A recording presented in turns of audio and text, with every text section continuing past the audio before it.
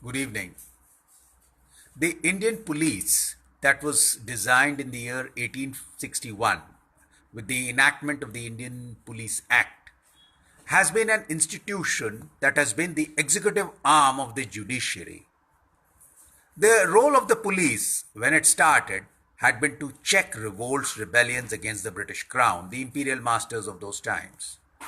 The police, as a department, has been doing their job of maintaining law and order and controlling crime as it is, wherein they have been quite successful as an institution. This has been, of course, a provincial subject and that is now called a state subject.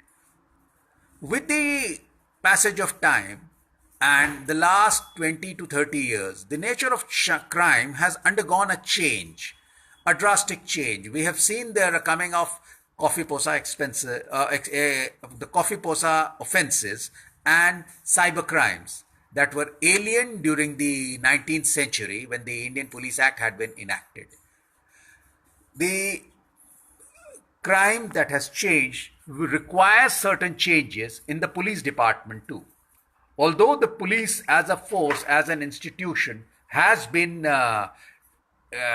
is being trained to handle such offenses, nevertheless, the type of offenses need certain laws and certain modifications in the basic structure of the police institution.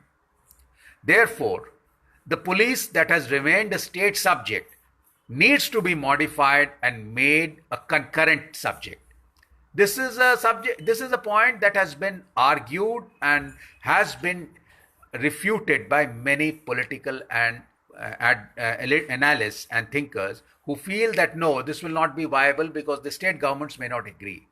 However, the point remains that crime that has turned global, interstate and global both, cannot be controlled by a single state alone. And with the rise of cybercrime, it has been seen that the offender is sitting in some other part of the world, where out of the judicial limits of that country, and he gets an offense committed in that country, in a particular country. Now, to check all this, the police has to be, if not completely completely changed, has to be modified, and there is a need to set up zonal directorates and a single central directorate in New Delhi, that is the headquarters. And we have a chief of the Indian police, like we have the chief of IB, the director of IB, or chief of army, navy, air force, or the paramilitary forces. This post will be like any other four-star officer or general of the Indian Army, Navy, Air Force, or the IB, and his role will be more of coordination amongst the state polices of the entire country. The zonal directorates will look after their zones, which will consist of 4 to 5 states, as the case may be. The country on a broad level can be divided into 7 zones, which are north, south, east, west, central, northeast, east central, or east frontier, northeast frontier, west central, etc. There are 7 different zones which can be broadly divided into, or that can be increased or decreased as the case may be. And the zonal directors will be responsible for controlling their zone. That is, the state police chiefs, the director generals of police, will be reporting to the zonal director, and he will be taking a call if need be for whenever any major problem with regard to law and order or crime takes place in a particular state in the zone. Accordingly, the central government of India, at the government of India level or the central level, the chief of Indian police will have a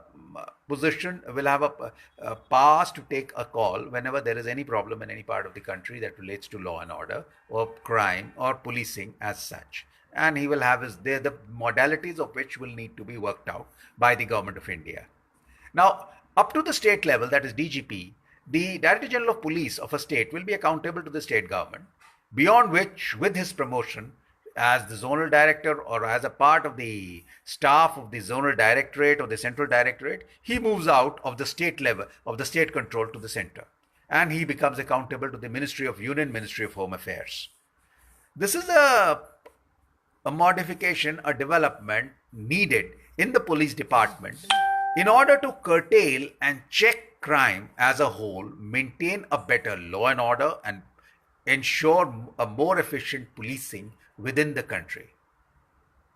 The state levels, the police that has been working have been doing a good job, no doubt. But there are certain offenses which are of a very distinct kind. To name a few: terrorism and insurgency in states like Jammu Kashmir and the Northeast, or Naxalism, as can be seen in Chhattisgarh, Jharkhand, and Bihar, and certain parts of Maharashtra like Gadchiroli. Now, to curtail these, the state police has been doing their job well needs to have a logistic support from the adjoining states also, the states that are on the across the border. So, to ensure this interstate cooperation, which has been an issue in the past on certain subjects, uh, needs can be possible when there is a zonal directorate who shall coordinate this kind of interstate policing. Therefore, the police needs to be changed, be modified, and the central government of India must take a serious view with regard to shifting it to the concurrent list and modifying the hierarchy further beyond the level of state police. This will also be a it will offer a venue to the state police officials and staff to go up in the hierarchy. For example, a police sub inspector who goes up to the rank of a DYSP or additional SP might go up to the rank of a DIG if with the zonal directorate and central directorate in power coming into existence. Similarly, a constable who hardly goes up to the rank of a sub inspector when he retires might go up to the rank of an additional SP. That would be, but for him, those 2 to 3 hierarchies, going above those by 2 to 3 positions or high in the hierarchy, another 2 to 3 steps will be quite an achievement. So, the objective is to improve policing, number one, to add and open better prospects for the police as an institution and the police personnel to develop enhance their skills and come up and get a better venue to move forward and go senior in the hierarchy. It is now up to this government of India and the provincial government, the state governments to take a call and please to accept the fact that it will not be affecting their positions under any circumstances. They will remain in control of the state police. Only there will be a modification and their coordination of the state government and the center with regard to law and order will be of a higher degree, where the states will be required to cooperate more in issues related to law and order, crime, etc. We look forward that the Government of India and the Ministry of Home Affairs, as well as our judiciary, who will be interpreting it in terms of as the interpreter of the Constitution, how far this will be viable for the Indian administrative machinery, they will have to work out on those parameters. We look forward that they will accept the proposal and take a positive note and finally implement it at the earliest. That's all. Jai Hind.